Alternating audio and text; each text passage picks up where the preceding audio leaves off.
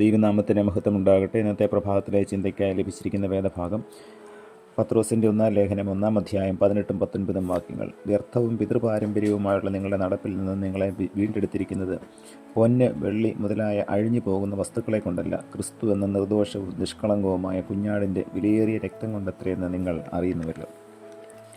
ഒരു കടയുടമ തൻ്റെ വാതിലിന് മുകളിൽ ഒരു ബോർഡ് സ്ഥാപിച്ചു: നായ്ക്കുട്ടികൾ വിൽപ്പനയ്ക്ക്. ഇതുപോലുള്ള ബോർഡുകൾ കാണുമ്പോൾ കുട്ടികളെ ആകർഷിക്കുന്ന ഒരു മാർഗമാണിത്. ഒരാൺകുട്ടി ആ ബോർഡ് കണ്ട് ഉടമയെ സമീപിച്ചു. നിങ്ങൾ നായ്ക്കുട്ടികളെ എത്ര വിലയ്ക്ക് വിൽക്കുവാൻ പോകുന്നു? അയാൾ ചോദിച്ചു. കടയുടമ പറഞ്ഞു, $30 മുതൽ $50 വരെ. ആ കുട്ടി പോക്കറ്റിൽ നിന്നും കുറച്ച് ചില്ലറ നോട്ട് പുറത്തെടുത്തു.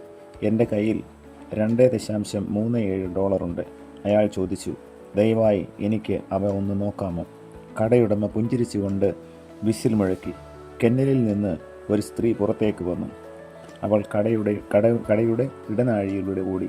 പിന്നാലെ 5 ചെറിയ നായ്ക്കുട്ടികളും. ഒരു നായ്ക്കുട്ടി വളരെ പിന്നിലായിരുന്നു.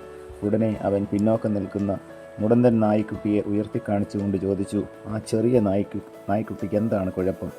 കടയുടമ വിശദീകരിച്ചു. മൃഗഡോക്ടർ ആ കൊച്ചു നായ്ക്കുട്ടിയെ പരിശോധിച്ചപ്പോൾ അതിന് ഇടുപ്പ് ദ്വാരമില്ലെന്ന് കണ്ടെത്തി.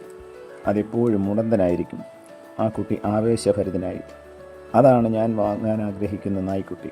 കടയുടമ പറഞ്ഞു, വേണ്ട, നീ ആ ചെറിയ നായയെ വാങ്ങണ്ട. നിനക്ക് അവനെ ശരിക്കും വേണമെങ്കിൽ ഞാൻ അവനെ നിനക്ക് സൗജന്യമായി തരാം.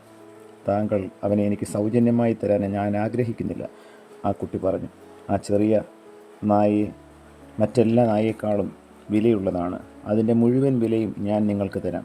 വാസ്തവത്തിൽ ഞാനിപ്പോൾ $2.37 തരാം. അവൻ്റെ വില കിട്ടുന്നത് വരെ മാസം 50 സെൻറ്റും.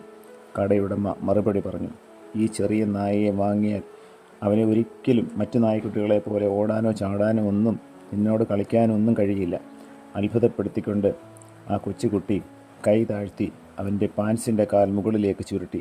വലിയ ലോഹ ബ്രേസ് കൊണ്ട് താങ്ങി നിർത്തപ്പെട്ടതായ അവൻ്റെ വളഞ്ഞ ഇടതുകാൽ കാണിച്ചു. കടയുടമയെ നോക്കി മൃദുവായി പറഞ്ഞു, ശരി, ഞാൻ അത്ര തന്നെ നന്നായി ഓടുന്നില്ല. ഈ നായ്ക്കുട്ടിക്ക് അവനെ മനസ്സിലാക്കുന്ന ഒരാളെ വേണം ഉടമസ്ഥനായി ലഭിക്കുവാൻ. പ്രിയമുള്ളവരെ, നമ്മെ വീണ്ടെടുത്തിരിക്കുന്നത് പൊന്ന്, വെള്ളി മുതലായ അഴിഞ്ഞു പോകുന്ന വസ്തുക്കളെ കൊണ്ടല്ല, ക്രിസ്തു എന്ന നിർദോഷവും നിഷ്കളങ്കവുമായ കുഞ്ഞാടിൻ്റെ വിലയേറിയ രക്തം കൊണ്ടത്രേ എന്ന കുറിവാക്യത്തിൽ നാം വായിച്ചു കേട്ടു. മുടന്തരായ നാം പാപത്തിൻ്റെ ചേറ്റിൽ വീണതായ നമ്മെ ഓരോരുത്തരെയും കർത്താവ് തൻ്റെ വിലയേറിയ രക്തം കൊണ്ട് വീണ്ടെടുത്തു. ആ കർത്താവിൻ്റെ മഹാസ്നേഹത്തെ സ്മരിച്ചുകൊണ്ട് ഇന്നത്തെ ദിവസം സന്തോഷത്തോടെ ജീവിപ്പാൻ തക്കവണ്ണം ദൈവത്തിൻ്റെ പരിശുദ്ധാത്മാവ് നമ്മയും സഹായിക്കട്ടെ. പ്രാർത്ഥിക്കാം. പ്രിയ കർത്താവേ, അവിടുന്ന് ഞങ്ങളെ വീണ്ടെടുത്ത മഹാസ്നേഹത്തിനായി നന്ദിയോട് സ്തോത്രം ചെയ്യുന്നു.